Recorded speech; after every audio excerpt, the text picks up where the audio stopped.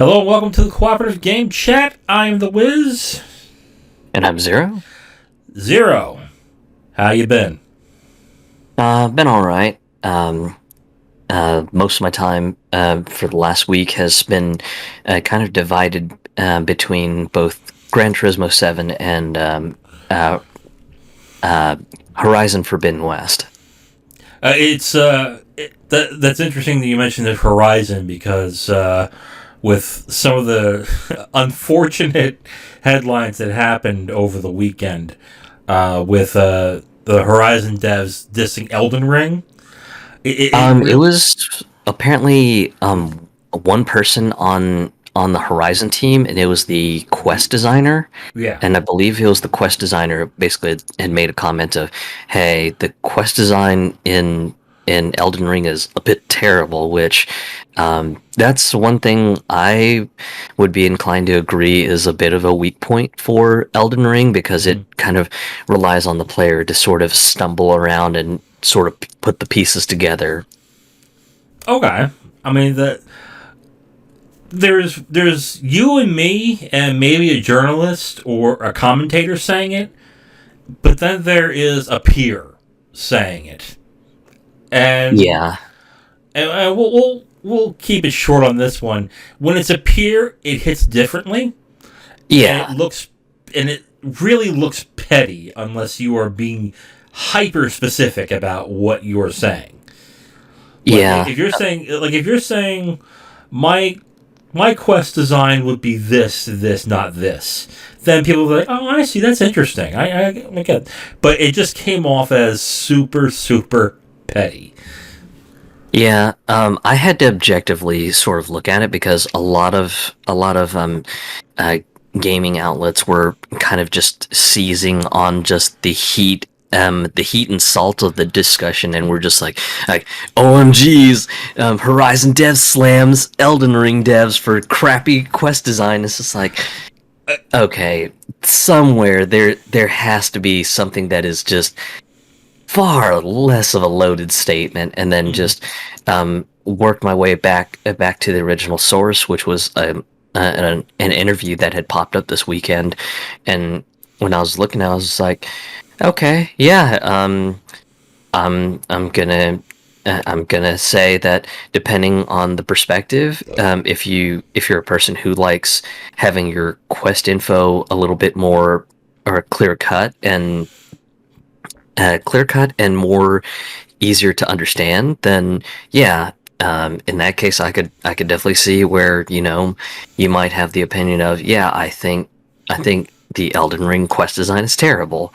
But if you're a person who is a seasoned From Software person who has played a lot of their games and knows kind of what you're getting into and knows that you may have to piece together how to complete a quest, then I could see where you might go, "Oh man, that Horizon dev, what a friggin' idiot." So it kind of cuts both ways. I kind of feel for the Horizon dev because just a week before, or maybe 2 weeks, I think, they were the talk of the town, and then suddenly this drops, and no one's talking about it. No one. Yeah. It feels like no one cares. Like, Elden Ring came, and it's the next coming of Christ. It's the best game of this year. What happened 2 weeks? I don't care. Elden Ring. So yeah, and unfortunately, it's led to a whole bunch of tribalism on places like game forums and Metacritic, because you've got people who are just like Horizon best game ever, fight me nerds, and then you've got the Elden Ring folks who are just like no, anyone who likes Horizon likes their games to be fucking and terrible things that hold your hand like a baby, and it's just like, guys, there's room for both games. Yeah. Chill out. Yeah. All right, so you were playing more of it. Yeah. Did you stop playing Elden Ring, or did you? Elden Ring. I'm just not in the right headspace for it. Okay. Definitely going to be coming back to it, but yeah, just I'm definitely not in the right headspace for it right now, because I got a little frustrated with a dungeon that I was trying to clear for a mini boss, and had a partner that pretty much was doing pretty good until right at the end, where they just got real sloppy with their play, and a bunch of the enemies were doing damage, and then they were just popping potions like crazy. And then we got to the boss room, for one of the smaller bosses, um, and just the guy blew all of his potions, so he had no way to heal himself, and then just um, this giant troll one shots him in the cave, and it's just like, oh, great! I've got about 4,000 runes, and I can't escape this fight. Wow, what a bummer. Oh, it was one of those demoralizing defeats where you went to assert, you got so far, and then boom, you just had to Yep. stop. It's like I'm debilitated right now. Can't do it. Yep. So it's just like, all right, I'm gonna have to cool up because I'm a little bit salty for just this random summon partner that did so well until the end. They got so sloppy, Mm. and then died right at the first attack of the boss at the end of this like small dungeon. And here I am with three to 4,000 not souls, runes, 3 to 4,000 runes. Can't escape the fight, either finish it or die with everything on the floor. And yeah, just I didn't. I managed to just last maybe another 5 or 10 minutes after that, and then just boom, just brushed by the boss. And I was just like, oof. Yeah, that's gonna sting a little bit because 3 to 4,000 runes would have been nice to really bump up a bunch of my stats, but can't do that now. Oh well. Okay, so Horizon was kind of a palate cleanser. What's been Yeah. going on with that? Um, just kind of relaxing, doing the story, which it's it's fun. It's not anything earth shattering. You've got the usual things that made the first Horizon great, just betrayals, faction wars, um, factions that are just coming out of nowhere, sort of just um, throwing additional complications into the mix. I ran into one of the major factions that is that is pretty important for the end game, from what it seems, and that was an interesting faction because they have a completely different view of how just this apocalypse of civilization happened. So that's been real interesting and real fun. And um, for the record, I've been playing sort of more of um, a stealth build where Mm. just I get bonus damage for kind of skulking around and hiding myself in the bushes and stabbing machines quietly, or just choking guys out, and just doing it from just hidden places, not to just alert the entire base or the entire habitat of like a particular monster. Is the hmm, is the stealth mechanics good enough in the game where it feels satisfying, or does it feel kind of cheesy? It's pretty good. Uh, Because one of the perks that I got in the I want to say it's the stealth chain, is it allows you to basically turn your precision bow shots into basically um, a sniper rifle that uses rockets for ammunition, basically. hmm. So for me, it's been great just being able um, to pick off like a big like apex behemoth or something, from across a field, and just kind of hiding in the bushes, just completely blowing it up with one of these rocket precision bow shots. And then the other smaller monsters that were hanging out with the behemoth, they're sort of in the heightened caution stage, like, yo, where in the hell did that rocket come from? All right, we got to start patrolling around and figure out where that thing came from and killed our leader. And I'll just sort of kind of move myself around to try to give myself an advantage to get closer, and then just kind of quietly pick the machines off and everything. Okay. So, in my opinion, I think the stealth feels good. Okay. So and you're playing that mostly in stealth, right? You're and a little action in the. So the game is interesting. There are a bunch of skill trees, and the skill trees um, kind of help build out how you want to play. So there's a combat tree that's just heavy in just melee combat skills. So if you're the type of person who's like, yeah, I love action. Action is the way I like to play. Then you can mostly build that out, and then use some of your other skill points to supplement some of the other weapon skills. Because additionally, with all the skill trees, some of the skill trees will give you exclusive power skills um, and overdrive skills that are either weapon related or just things that'll help you out. So, like for example, the stealth tree. The stealth tree is mainly heavy in precision bow skills. So things like the ability to stack up two precision arrows to do twice the damage in one shot, shoot even further than normal, or just turn your precision bow shots into basically rockets from your bow, Okay. and then so on and so forth. But yeah, just for the few times that I have to do just action sequences and there's no stealth because just it's like a human on human war, then yeah, just I'll just kind of go, okay, well, let's go, let's do this thing, I guess. All right. Okay. So, are you nearing the end, or do you still have some more to go? I still have some more to go, but it's been kind of funny because with these sorts of open world games, I kind of tend to meander around a lot. So it's just been like, I'll get a quest or something. It'll be something like, "Hey, I heard a rumor that there's a base of the bad faction just hiding out and training up machines to raid our peaceful village. Can you go and take a look?" And it'll be like, "All right, that's within level. Yeah.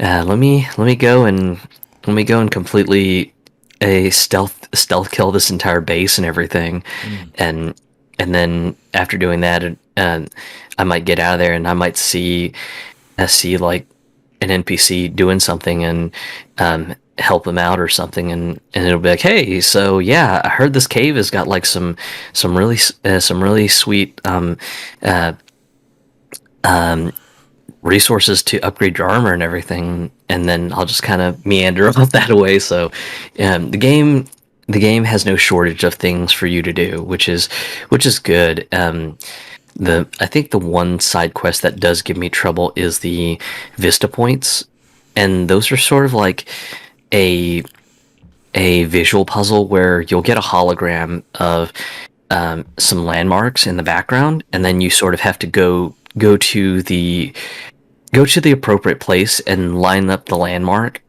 in the hologram to the landmark in the overworld, and sort of match things up. And then when you do, you sort of get like a hologram with some expanded story and everything.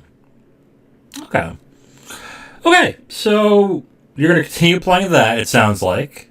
Oh yeah. Okay. So we'll probably hear more from that next week. So let's get into the big game that came out this past week, and that is Gran Turismo 7. Yeah. And this is the first one. This is the first numbered one since 6, which was on the PS3, and that was over 10 years ago, wasn't it?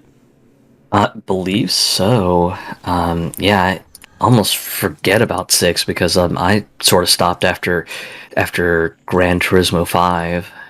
Well, 6 came out right when the PS4 came out, I think. So I think that's why a lot of people skipped that one.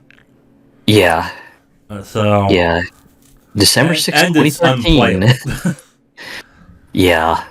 It's unplayable now because I think there's an issue with its with the way that it's oh god, the way that its updates are. It's unplayable. So even people who want to play 6 right now can't play it because of how the updates are loaded. So, anyway, Gran Turismo 7. There have been reviews. Unfortunately, the reviews didn't grasp everything that's in the game. So I think it's going to be a great time to really talk about what's in the meat and bones of this game. So how much have you played of Gran Turismo 7? So far I've gotten my National B license, Okay. and have been sort of playing the story mode, really just going through the next set of races until I get the message of, hey, you need to complete your National A license to start competing in further races and everything. Oh, they gated it still? Jeez. Yeah, but here's the interesting thing. Okay. So in all of my history of playing in Gran Turismo 1 through 5, I have never ever completed the B license. Never. Okay. I was just kind of a casual person. Was just kind of like, I'll just play stuff. Oh, I gotta get the B license to do anything. Okay, well, sorry, not into that. Yeah.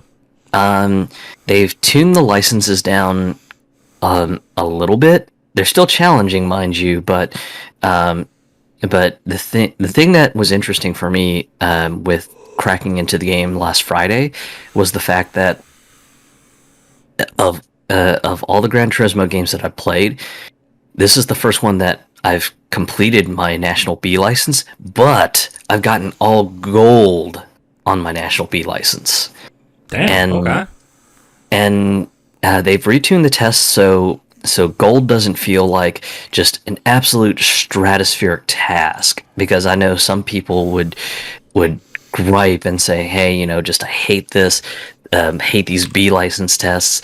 Why can't they be easier? And yeah, I've seen people who've talked on gaming forums and things like that saying, just this is the first Gran Turismo that I feel confident in trying to go for the license test now, because just I've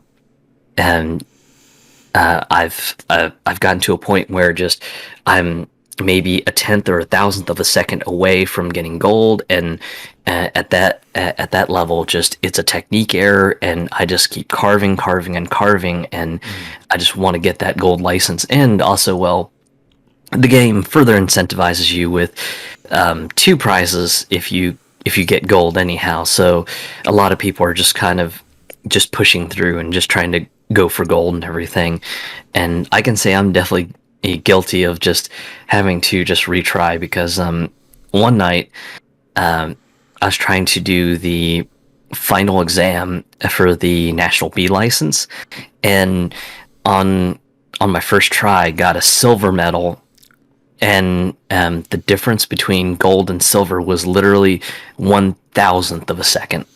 And when I saw that, I was like, okay, I can do this. I can frickin' do this.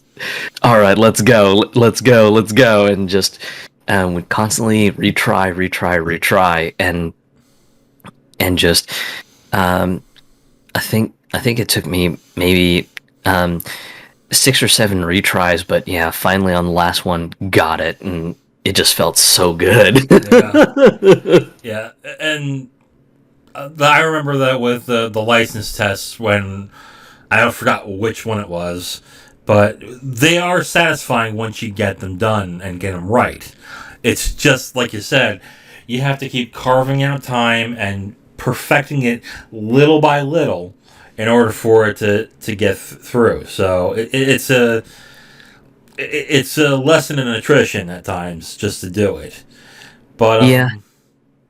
So you've gotten to National B. You got of course to do some of the races. Yeah. I guess a question I have is how's the racing? We'll go there.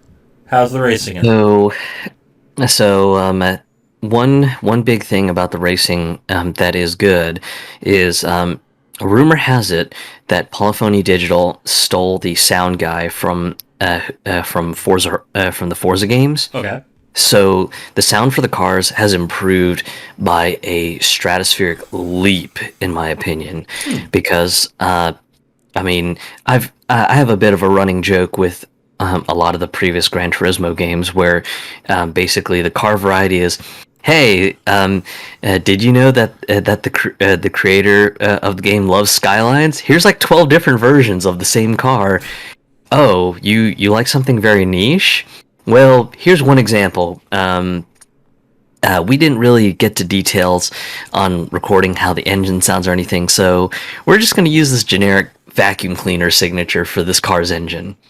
So, just the sound has never been a real good point in some of the more recent iterations of Gran Turismo, and 7 is just a huge leap ahead, in my opinion, and in perspective to Gran Turismo, mostly because just I play from the first person driver seat view, Okay. so just that's been really really great to just have the engine sound accurate to a lot of the cars that I've driven in my real life experiences and everything. So that is one thing that has just been utterly enjoyable for me. Just having the sounds actually sound correct for the cars, especially cars with just really really unique or just really different motors that aren't common to just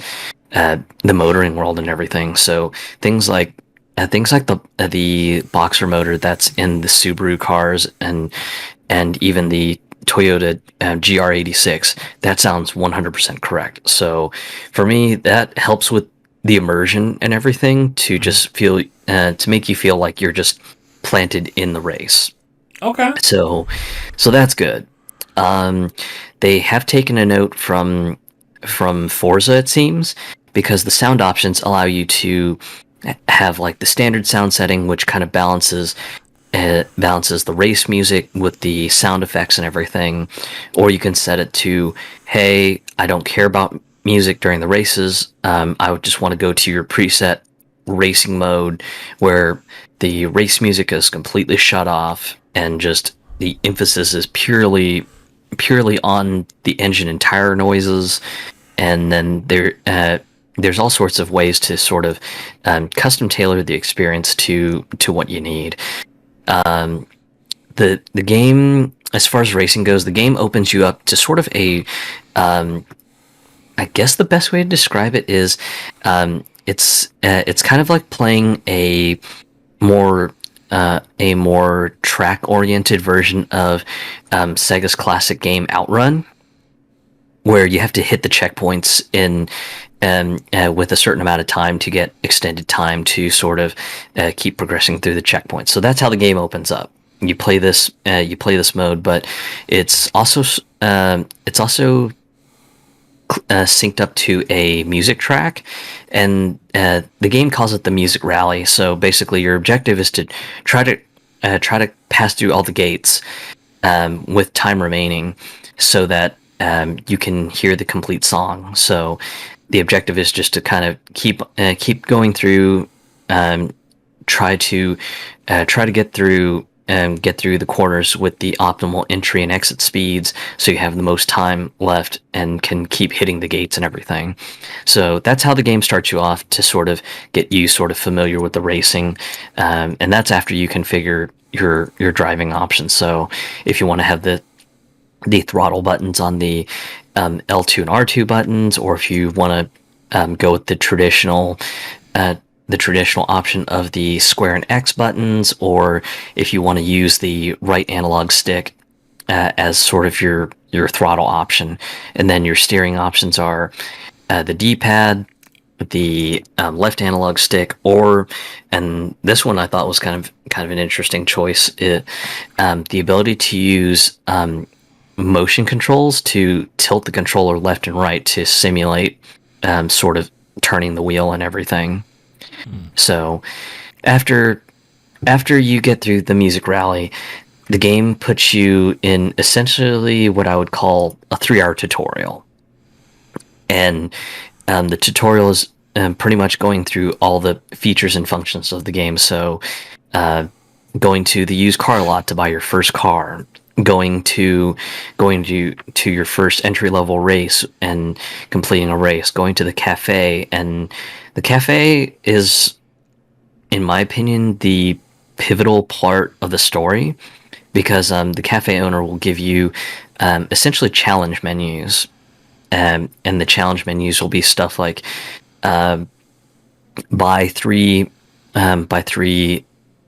cheap cheap front wheel drive racing cars and everything, and then when you do, uh, you go back to the cafe, you get a history lesson on the theme of the cars, or what made the car so significant historically, and then after that, he'll give you an option to pick up the next menu, and then you sort of continue on and on and on, and then from there, just things like the license center opens up, the GT Auto Center opens up with a little cheesy quest of get your car washed for the first time, and then after you complete a few things here and there, then things like multiplayer opens up. So for anyone who's interested in doing the multiplayer stuff, you're going to have to at least complete the basic tutorial phase of the game in order to have that option open up. Does the tutorial really even help you with the game, or is it one of those, this is how this mode works, this is how this mode works? Do you gain anything as a veteran of the game for doing the tutorial other than wasting 3 hours?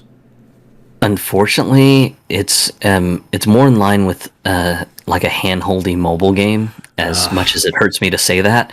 So it is one of those things of there is no option to say, hey, I played Gran Turismo and other racing games before, I know what to do, just leave me alone, let me do what I want to do.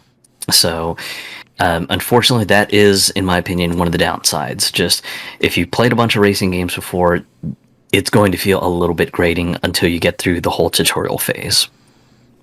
Okay.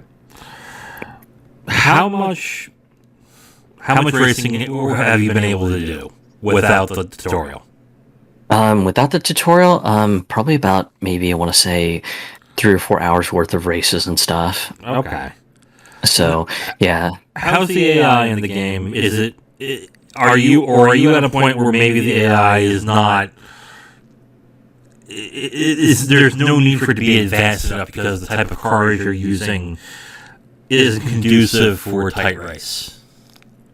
So here's the interesting thing. So, a little bit before Gran Turismo 7 came out, Polyphony Digital, via the PlayStation blog, made a giant post about upcoming stuff for Gran Turismo 7. And one of the big things that they talked a big game about was the new, they call it the Sophie AI engine. So it's a brand new AI engine that sort of has more human-like reactions and everything. And they did some testing with some of their pro players and pro racers who are playing the game, and of course, just all the commentary from them has been like, "Oh yeah, just GT Sophie is super awesome. Can't wait to see this in the game." And then, of course, the post ends with a, "Hey, so we know GT7's coming out next week or in a couple days. I forget how far before the launch the blog post was, but a lot of people are just like, okay, so are you guys telling me that the AI engine that you guys are going to be bundling in the game is going to be the same terrible Gran Turismo AI engine that has been powering the game for years, that is dumb as rocks and just doesn't have any sort of actual racing intelligence?" Okay, well, if so, then, and just that's going to be a little disappointing. So that was exactly what happened. Just, the game has launched with its current AI engine, which is not very intelligent, not very sophisticated, Okay. and almost robotic in a way. It's just they all sort of take the same racing line and everything like that. So um, it's not really great right now, but the upcoming patch in the future that will drop the Sophie AI supposedly should improve it. So for anyone who's hoping that this is the game that has the better AI that might be a little bit closer on par with the Forza games with the Azure Cloud Learning from the driver tars. This is not that system yet, but it will be getting there at some point. Okay.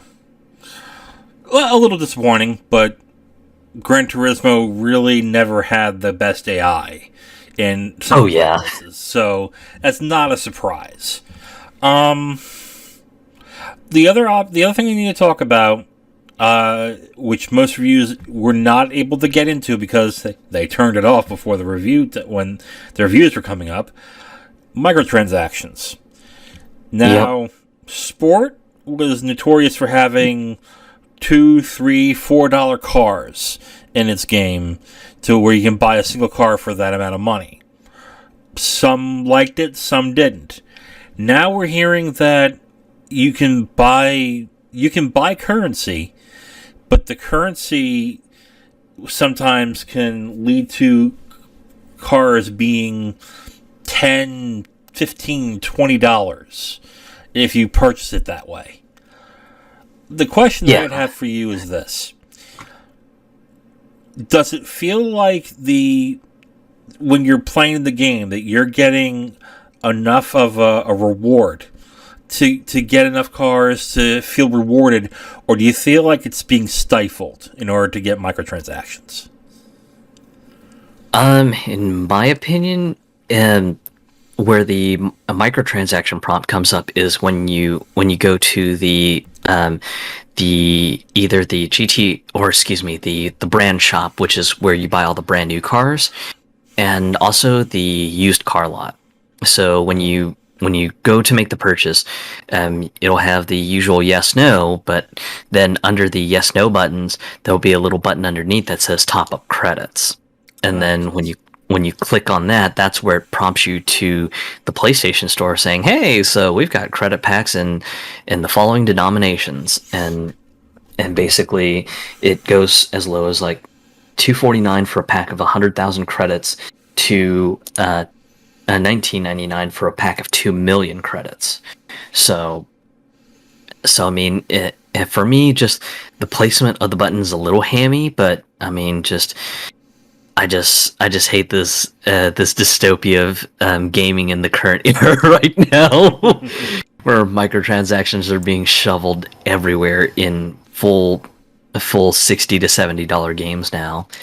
So that's where the microtransactions show up.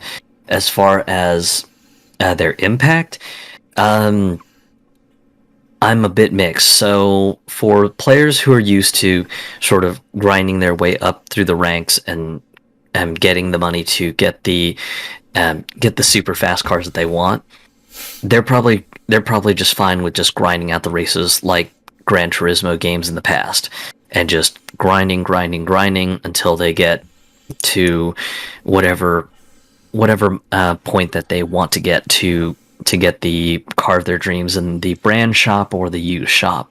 So I don't foresee that being too much of an issue for anyone who is used to the Gran Turismo grind. For those who are a little bit impatient, that might be where there might be a dividing line, because it just some of the real neat cars are several million credits away. And I get it. Just Gran Turismo has a completely different philosophy. It's not like Forza, where Forza just sort of shovels you just a stack of cars to sort of get you on your way, and wants to introduce you to all sorts of different genres of cars to get you into different race categories and things like that. So I get that Gran Turismo has a completely different reward philosophy, but for players who are a bit more on the casual side, I would probably say it's either going to be 50-50. Either the ones that are really, really impatient and hasty, they might just jump on the whole microtransaction thing and go, yeah, gotta have that car because I want it. I don't care. Just fuck it. Here's $20. Give me my 2 million credits so I can get this car, get it completely tricked out and ready to go for this race that I'm going to be participating in. I don't care. I just got to have this car. So that could be one potential avenue for some casual players, or the other avenue is just casual player may end up just having buyer's remorse and go, yeah, I don't like grinding this out. This isn't fun for me. Just, you know what? Forget it. I don't want to do this. Yeah. So that's how I see it going, especially if that was similar to how it was with GT Sport. I don't see this is not really a casual racing gamer's game. So I don't know if there is there might be some who are casually play this game and like to play with maybe the older models. That's possible. So for what it sounds like, I guess I'll be more direct. How bad do you have to grind to get good cars? If you're further along and have your super license, then at that point the entire game's opened up to you, so you can race to your heart's content. So that's really where for lack of a better way of putting it, where the rubber meets the road is if you want to open up the game, just sit down, do all your license tests until you get your super license, and then at that point the entire game is your oyster. You can start to go into all the races. You don't have to worry about being hit with this story reminder, hey, sounds like you're having fun there. You need to go and do your next license test in order to open up the next series of races. The good thing is that, well, actually, I need to rephrase that. The interesting sort of thing that this game has taken, I don't know if this was the case in GT Sport, since I never played GT Sport, is there is sort of like a mobile and freemium game sort of concept of doing dailies. So the game will have a mileage counter, and it basically counts up how many miles that you've accumulated in races, in license tests, and so on and so forth. And it does count every time you restart a license test too. So this meter does accumulate. So if you're one of those who's just like I want to get gold, then all of your retries do count towards this daily mileage total. And when you complete it, you'll get like a roulette ticket, and the roulette tickets will either give you in-game credits, or in some cases they'll give you free cars, and in extremely rare cases you might get a very rare engine swap for another car. And one of the prime examples was that the Gran Turismo development team showed off was a Volkswagen Beetle was getting an engine swap that was rewarded via one of these tickets with a engine from a Porsche 911 GT2 or GT3, and it was being crammed into this old 1960s Volkswagen Beetle and just ripping its competition off the line and everything. So you have that to sort of incentivize you to sort of log in, play for a bit. That way you get one of these little roulette reward tickets. And for the most part, most people will probably end up getting just credit rewards, which that just seems to be the norm. I really haven't landed on anything more than a credit reward, to be honest. So, but yeah, that's one of the things that sort of incentivizes people to play. Uh, but overall, just um, you got to have a different mindset than Forza with this game, in my opinion. And then on top of that, just the grind is very real. Okay. There's just no sugarcoating it. Okay. So prepare to grind. Uh, Yes. and it is a Gran Turismo game after all. There's nothing really has changed. You still have to get your licenses. You still have to start with the slow cars in order to get to the better cars and to the beefy cars. And there's added DLC if you don't want to go through a lot of the grind. Yeah. Okay. All right. Yeah. How do you feel about the game overall? From the what you played so far? As a person who has had motorsports experience in my background, I think the game is fun, albeit grindy. Mm-hmm. The emphasis seems to be that the game wants to make you, as a whole, a better driver. Just hey, we're training you to be a courteous motorsports competitor. Especially with the online, because the online will penalize you for stuff like trying to take like aggressive shortcuts, like trying to bomb through a corner from the gravel zone to try to cut in and get first place, and even going as far as like if you maliciously bump into other cars to try to veer them off track and stuff like that, then in multiplayer it'll turn your car invisible, and you won't have any sort of collision with other players' cars and stuff like that. So the game really emphasizes that it wants you to evolve and grow as a better racer. So um, if you've got, I guess, almost sort of like a Dark Souls mindset, then yeah, Gran Turismo is probably going to be a real fun time for you. Especially if you're a bit of a history nerd too on cars, because the cafe also doubles as sort of like the Forza Vista Museum Mm-hmm. from like Forza Motorsport 5, um, where basically just you there'll be this character that hangs out at the cafe, and if you talk to him and everything, he'll go over the history behind the car that you're driving and tell you just about its development and stuff like that. So lots there for someone who is just really into cars.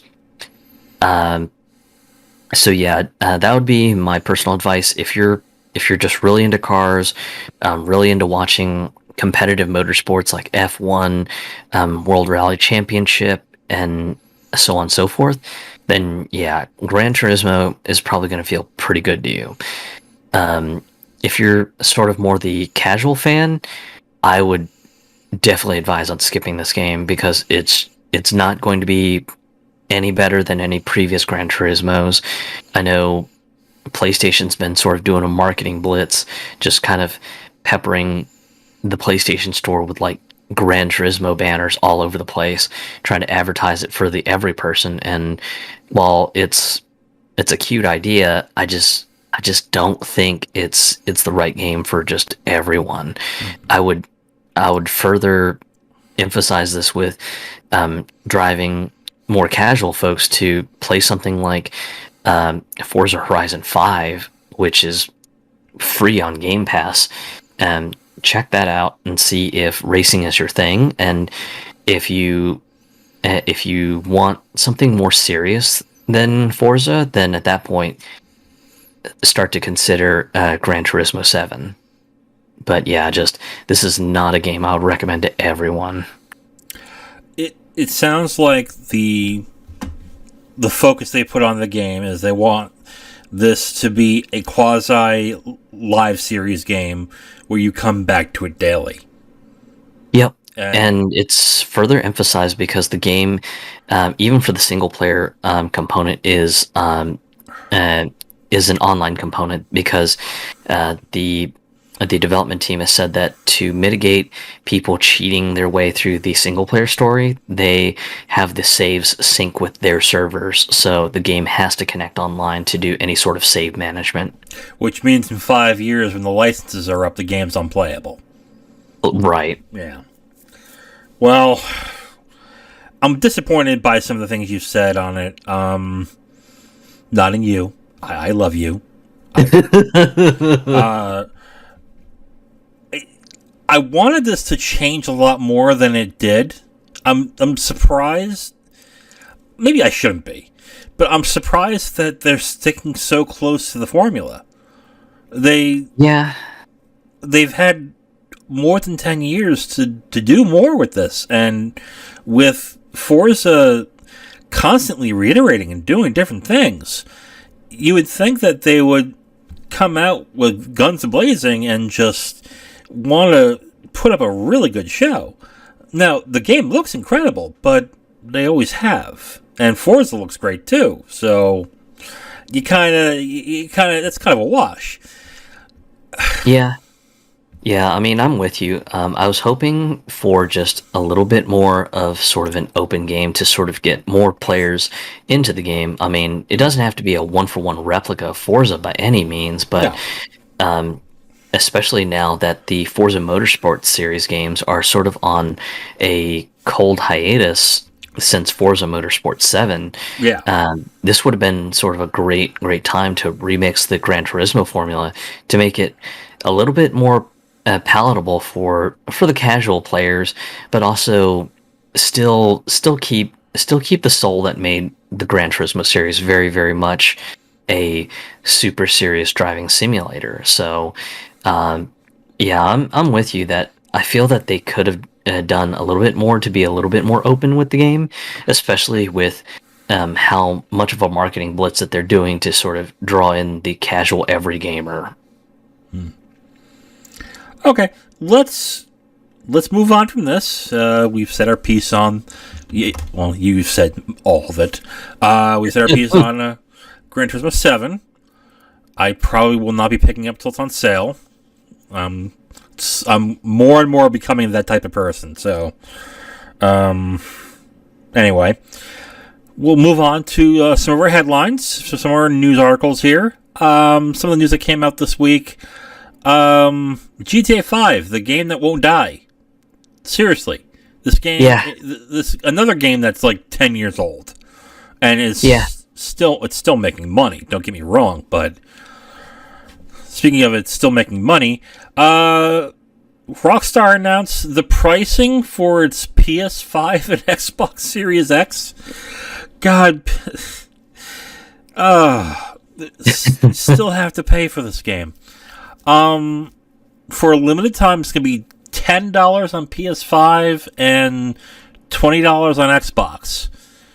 Yep, and then additionally on PS5, if you don't care about the story mode for GTA 5, you can just get a pure standalone copy of Grand Theft Auto Online for free for the first 3 months, and then after that, it goes back to being priced at $20, and then since the game is not being the game's discount isn't being subsidized by PlayStation for Xbox, the Xbox version of GTA Online will be discounted for the price of $10 US, and then after the promo period is over, it'll jump back up to $20.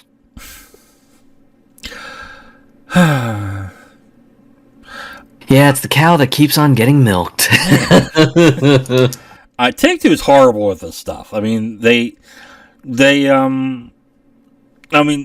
people will buy it. That's how they get away with it. But GTA 5 has been re-released and re-released and re-released for, I would say, 13 years at this point.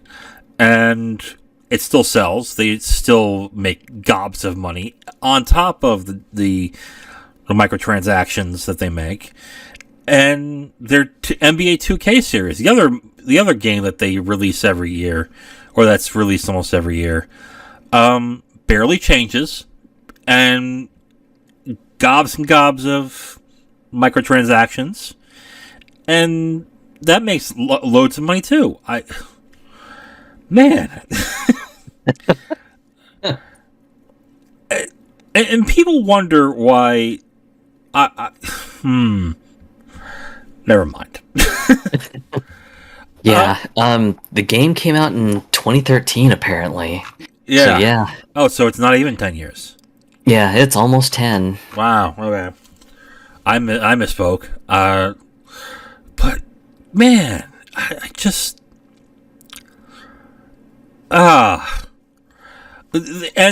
we're highlighting this specifically in this because one, it's outrageous that you have to pay again for something that can just use an upgrade from the PS4 version, which itself was an upgrade of the PS3 version. I find that at points hilarious and just unconscionable. But an announcement was made just today. Today's Tuesday. Dying Light, the original Dying Light, is getting a next-gen upgrade, and it looks like the PS4 Pro is getting an upgrade, as well as the PS5. Now, I don't know if you know this, Zero, but are they making you pay for a next-gen version, or or if you have the PS4 disc, you get these modes automatically? As far as information, they haven't really had a hard confirmation. Oh, okay. The only thing that they've said to clarify on this announcement is, please keep in mind this is a patch for Dying Light. Therefore, we mention the city of Haran. For those who are wondering about Dying Light 2 patches, we have more info to come about the upcoming Dying Light 2 patches. So, the way it sounds, because they're mentioning that it is a patch, it sounds like you should be able to just throw in your PS4 disc into your PS5 or PS4 Pro and get these upgrades. And then, of course, additionally, they don't have any final information on the Xbox versions upgrades, so those will be coming out in a future announcement I assume a little bit more closer to when they make this next-gen upgrade announcement. Well, if it's just the disc, like if they just say if you pop in the disc, you get the upgrades, that's the right way to do it. And for a game this old, they can be justified in re-releasing this for $40 on a PS5 disc. And they're not, and it sounds like they're not doing that. They're just letting you put the disc in and upgrade. Bear in mind, I'm not a Dying Light fan. I did not like it. Whatever. It did nothing for me. But this is the right way to do it. To completely upgrade the old discs and the old games, especially, how old is Dying Light? Is it like 6 or 7 years old? I want to say so. It's been forever since I played the original. And we discussed it before the recording. They updated this game and for a good year or two, didn't they? They added a lot to the game. Yep. So they had a whole bunch of like free DLC campaigns that added new stuff and things like that, and that's on top of them having a DLC content season pass as well too. So the game had just a ton of content just dropped for it and everything. So yeah, the game definitely wasn't short for content either. But yeah, considering that the game was released, I believe, back in 2015. So yeah, just it is a pretty old game. Yeah, right close to, I think, almost 7 years old now. Yeah. But yeah, just for them to do a next gen upgrade is a bit heartwarming to see. Although I think their timing is a little poor. They should have done this before Dying Light 2 came out, but hey. there might be more people still playing the original Dying Light. I mean, yeah. For as much as I don't like it, the people who like this game like this game. They really do. So, for people who do like the game, that's great news. And from what the tweet sounds like, it looks like it's a next gen patch. It's not. They're not re-releasing it. They're just patching it. So, yeah, that sounds fantastic. That's the right way to do it. Not charging another $20 to play it on another system, where technically you don't need to pay another $20 to play it. Yeah. But, like I said, if you can get away with it, you can get away with it. And people are stupid enough to buy it. So, that's the other thing. I wonder if they'll come up with shark cards for the release of GTA 5. You get $2 million of shark cash if you purchase the upgrade. Or they may not even have to do that. I'm almost curious. I want to check out the PlayStation Store and see, because supposedly pre-orders are up today. If you want to throw down your $20 and get the upgrade and everything. So yeah, I'm real curious now, and I want to try to see real fast. Yeah. Yeah, it's not coming up for me either. I see the premium edition, which is the I think that the premium edition is where it comes with like a small amount of shark card cash, and then you've got the premium editions that have the giant stacks of cash bundles. Okay, I'm getting the same thing. So yeah, so I guess while Rockstar may have announced it, the pre-orders haven't exactly gone 100% live. So yeah. So yeah, we will see. And we'll see how many people buy it, because they're stupid. They'll buy it again. I really wonder, because I haven't played it since it first came out, or when it was first made available. What have they done to change Grand Theft Auto Online? Because all it seemed like was a lot of running around, doing submissions, and then randomly somebody snipes you. Yeah, it's still mostly that, because I was talking to one of my female friends who has been playing a lot of it with one of her best friends, and what they do is they go around and kill bullies in lobbies. So like someone who's just being a real asshat and just blowing up people's nice cars and stuff, they'll chase after them and hunt them down and stuff. Yeah. So yeah, I mean, for those people who want the visual experience to be cleaned up, they're probably just fine with just getting the free Grand Theft Auto Online download for free, and they'll probably be set. But yeah, I think this is more a unfortunate cash grab for those who have just gotten their Xbox Series X or Xbox Series S or PS5, and are just going, well, I want something new to play on my shiny new console, but I don't like some of the new games that have come out. I want something that is tried and true, that is very safe, and that I know is a great game. And so I think that's where they're trying to target those folks who are looking for something a bit on the safe side, so that they can just go ahead and get this game and just have it look pretty and be something familiar that they can sort of quantitatively see the visual upgrades and everything. Okay. All right. Well, enough about that. We'll move on to a quick little announcement that came up about a couple days ago. Forspoken, the Square Enix game that was announced on a State of Play about a few months ago.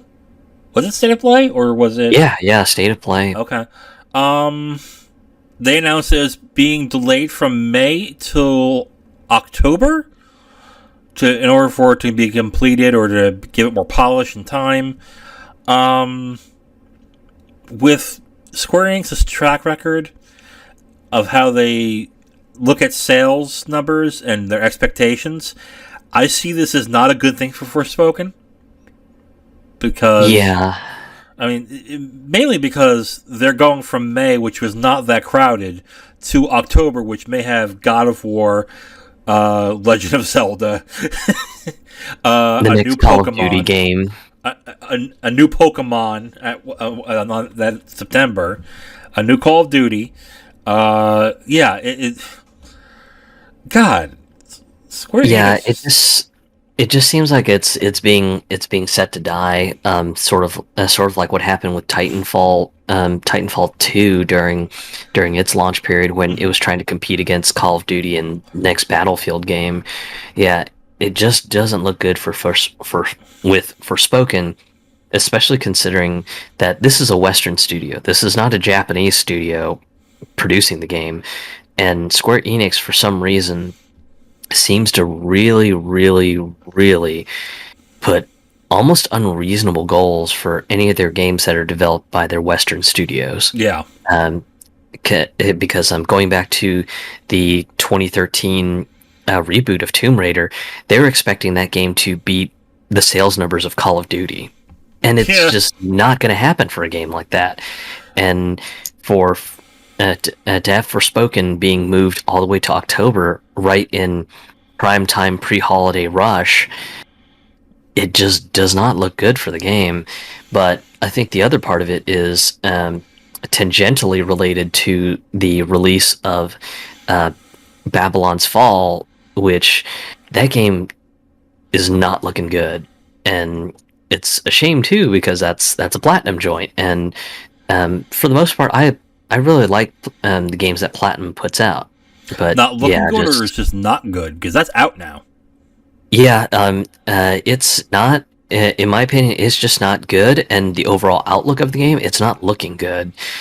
Because last week they released a little demo out, and just to sort of draw people in, um, they had one of those like games as a service style battle passes that they call a season pass. That if you log on to the demo, you'll get the base battle pass for free. And they've got all sorts of things to try to entice people to get on and play it, but it's just not looking good for the long run. And personally, as a person who played the demo, it didn't feel good. Just just it didn't feel snappy like some of the more fun Platinum games like Vanquish, Bayonetta 2, and even to a light degree, Nier Automata. It didn't feel nearly as snappy as those games. Just uh, and I don't know what it was, but the visual fidelity of the game just looks so muddy, and that's with me playing it on PS5.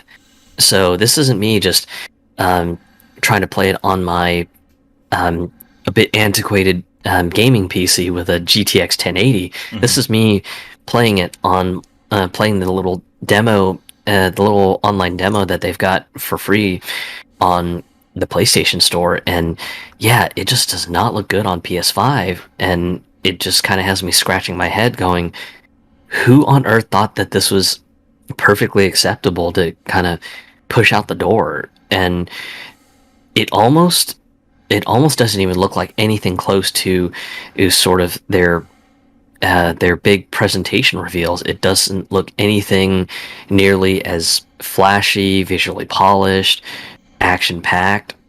It just doesn't hit the mark. And I think on top of that, the first day of the game's launch on PC, there were barely under 1,000 players on Steam playing the game. And yeah, just the overall outlook for Babylon's Fall doesn't look good at all. And maybe that's the reason that Square Enix is getting cold feet about launching Forspoken. Yeah. I don't know. Just that's the only thing I can really think that might be somewhat related to the delay.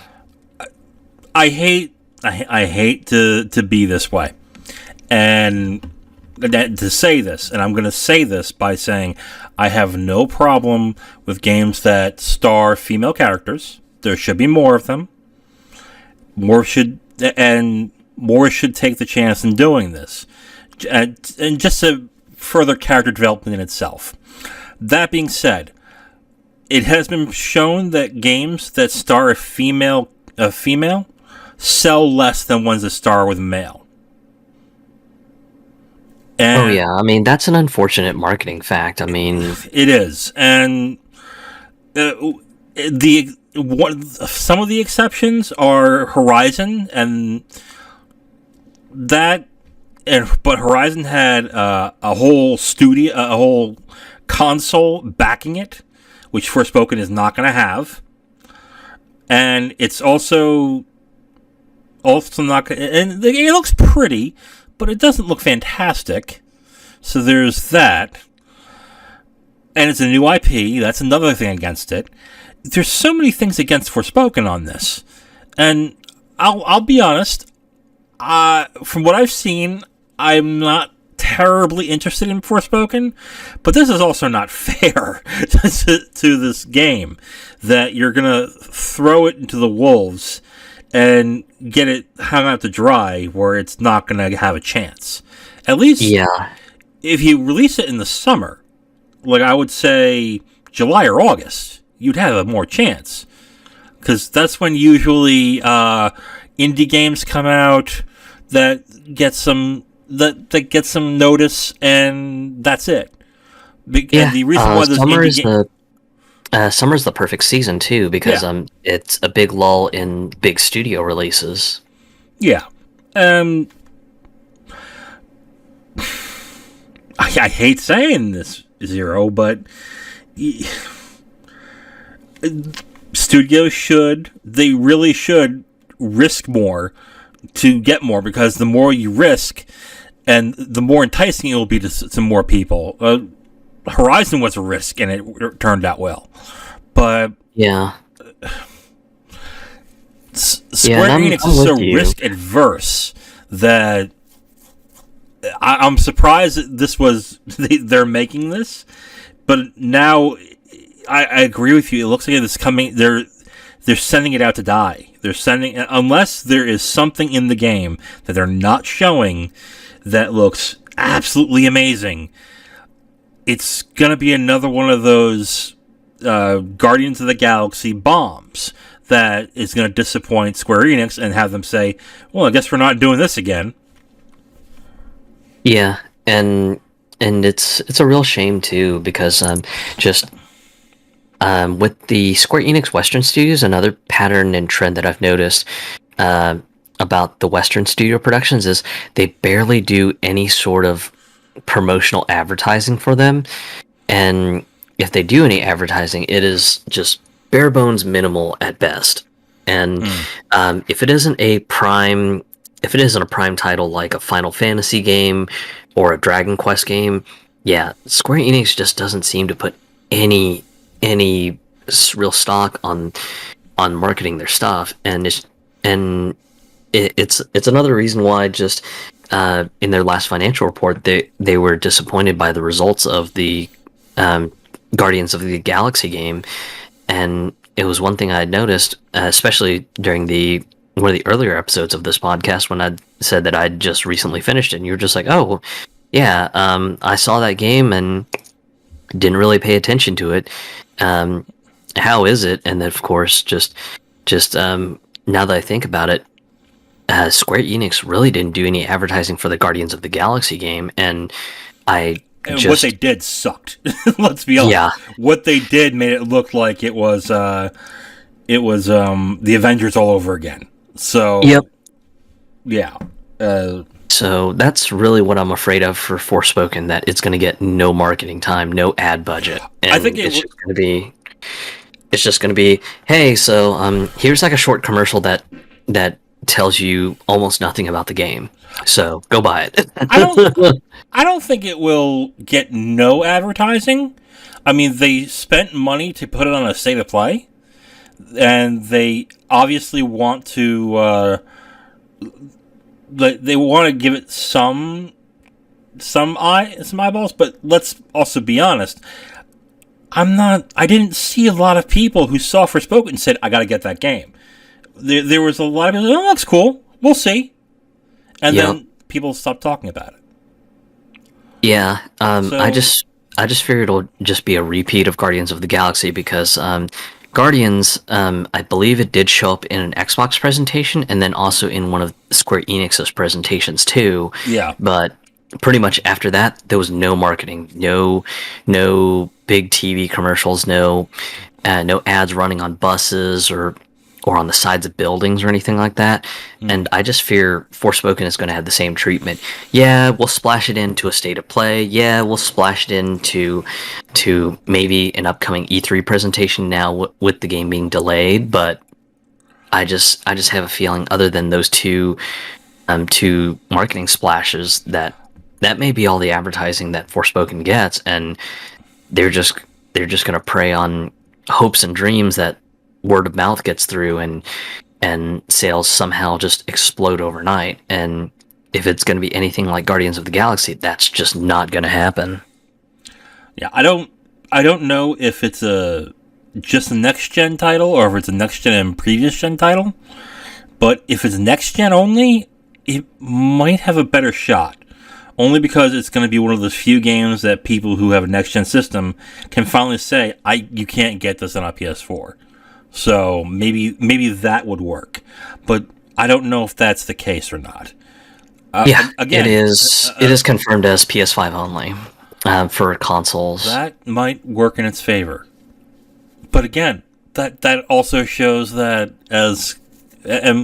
we're of course really into the gaming industry, but I didn't know that. I didn't get that information. I mean, you're not doing a lot to make me excited for this game, or for me to at least pay attention and go, that might be an interesting game. So yeah, and I had to actually double check and confirm with the PlayStation Store if it was just PS5 only, because I was just like, okay, I think it's PS5, and I think it's also coming to PC, but they really didn't make a big splash on just, hey, PS5 only because look at shiny new graphics or something.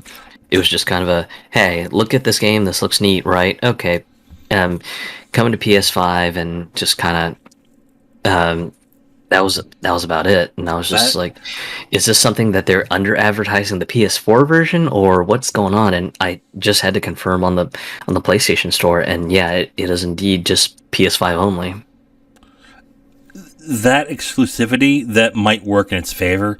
I don't know how much sales it will give it, but I mean, I had to dig inside of me and go, that could work, but I don't know. I would even say delay till next year if you absolutely needed to delay it, but releasing it in October is not a good idea. I would give the game a chance before I would say release in October, even if you have a ton of faith in the game. I would say give it a chance to get more of a foothold, because and me and you go through this too, even when we're tight. We look at the games that are coming out this month, and we're only going to choose maybe one or two that we're definitely going to buy. And and with that October, what it looks like. Oh, wait a minute. There's something else coming out in October too that I just realized. Splatoon 3.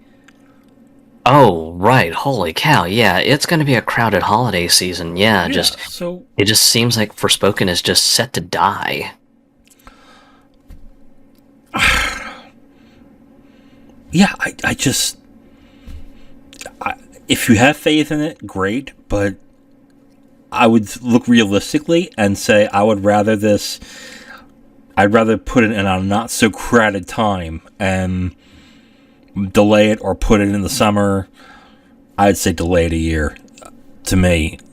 Just, if you're willing to work on it, delay it a year and go from there. But I don't know. I think the spell's doomed for Forspoken. Yeah, I mean, I hate to openly make a statement of condemnation, but just unfortunately, I think Forspoken is just condemned to a death sentence at this point. It's going to be like Titanfall and Titanfall 2 all over again. Yep, that it is. I'd have to agree with you there. So let's move on